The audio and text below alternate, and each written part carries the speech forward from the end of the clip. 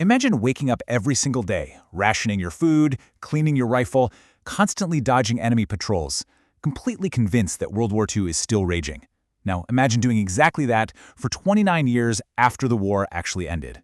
Well, in this explainer, we're unpacking the absolutely wild story of psychological endurance and survival of Imperial Japanese Lieutenant Hiro Onoda. Okay, let's dive into this. How on earth do you fight a war that ended 3 decades ago? You see, for Hiro Onoda, the Second World War didn't end in 1945. It ended in 1974. He wasn't trapped in a collapsed bunker somewhere or lost at sea. No, he was actively waging a guerrilla campaign on a Philippine island, utterly convinced that his orders were still active and his country was relying on him. So let's unpack how this unbreakable sense of duty created a literal 30-year time capsule of war. Section 1. The Last Imperial Soldier.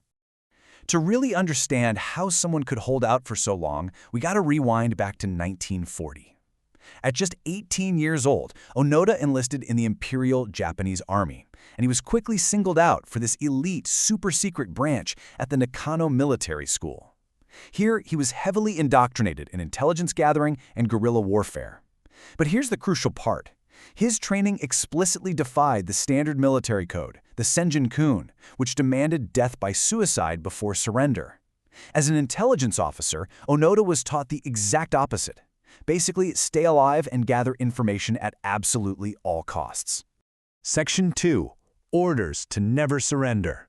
Fast forward to December 1944. The tide of the war is turning against Japan, and a 22-year-old Lieutenant Onoda is deployed to Lubang, which is this tiny island in the Philippines. Just before retreating into the jungle to evade American forces, he gets a direct, inescapable order from his commanding officer, Major Yoshimi Taniguchi.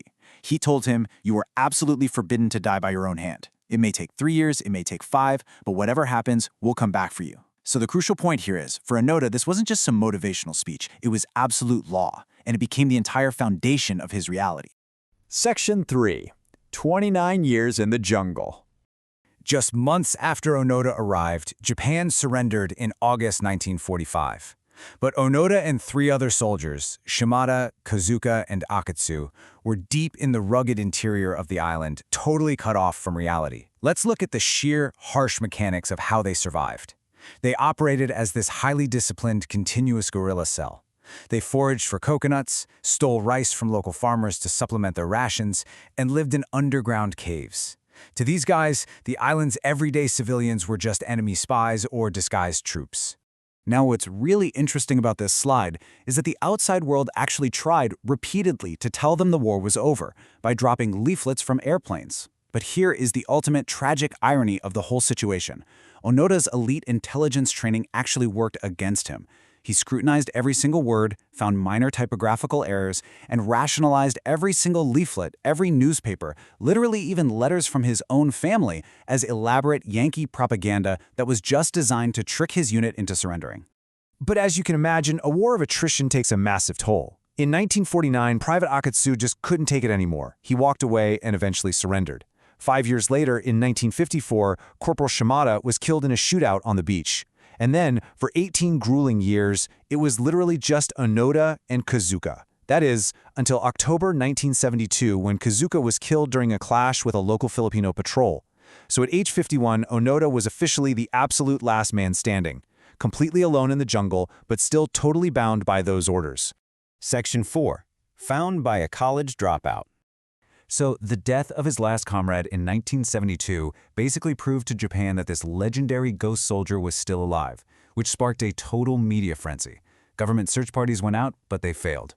Enter Norio Suzuki in 1974. Now, Suzuki wasn't a soldier. He was a 24-year-old wandering Japanese adventurer and a college dropout. He famously told his friends his quest was to find Lieutenant Onoda, a panda, and the abominable snowman, in that exact order. It's wild. Where highly trained government search parties had failed for decades, this eccentric explorer succeeded in just 4 days. How? By literally just pitching his tent in the jungle and waiting. I mean, imagine this unbelievable encounter. On one hand, you have the rigid, ultra-disciplined imperial soldier from the 1940s, rifle in hand, suddenly face-to-face with this relaxed, wandering 1970s explorer. Amazingly, the two actually hit it off. They shared a meal and talked deep into the night. But true to his unbreakable code, Onoda still refused to leave. He told Suzuki he would only lay down his arms if he received official orders directly from his commanding officer. No exceptions. Section 5. A complicated hero's return. Suzuki returns to Japan with photos proving Onoda was alive, which prompts the government to track down Onoda's former commander.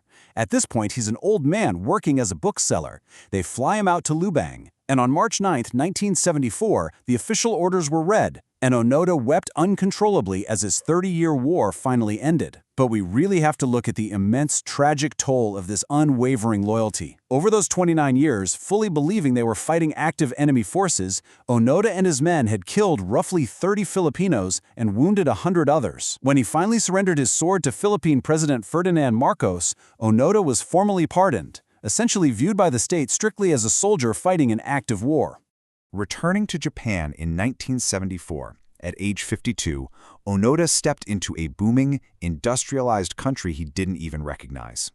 And his return sparked some deeply polarized reactions in society. For conservative factions, he was embraced as this living paragon of traditional Japanese virtues, bravery, loyalty, unmatched discipline. But for others, he was viewed as a tragic victim, really a stark reminder of the extreme, destructive indoctrination of past militarism that the country had desperately tried to leave behind.